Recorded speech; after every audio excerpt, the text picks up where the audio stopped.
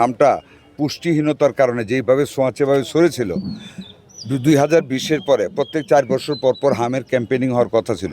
বিগত সরকারগুলি টিকা কালেক্টও করে নাই, সেই ক্যাম্পেনিংটা করে নাই। না করার কারণে 0 এজ থেকে 5 বছর পর্যন্ত একটা বিরাট সংখ্যার বাচ্চা আনভ্যাকসিনেটেড রয়েছে। ওই বাচ্চাগুলিরই বেশিরভাগ হাম হয়েছে। কাজে আপনি এখন অ্যান্টিবডিটা ক্রিয়েট না হওয়া পর্যন্ত শতভাগ বন্ধ হবে না।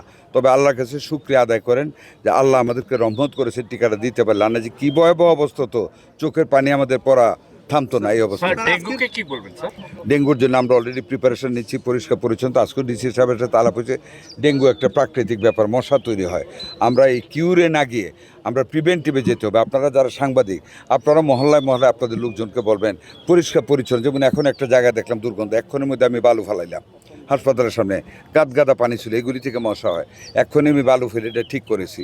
এগুলি পরিষ্কার পরিচ্ছন্নতা করতে হবে।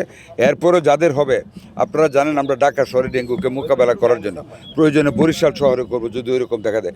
আমরা মোবাইল হসপিটাল অলরেডি স্থাপন করে ফেলেছি, প্রয়োজনে আরও মাঠে আমরা করব, আমরা মোকাবেলা করব। তবে পরিষ্কার পরিচ্ছন্নতার উপর আপনারা জোর দেবেন।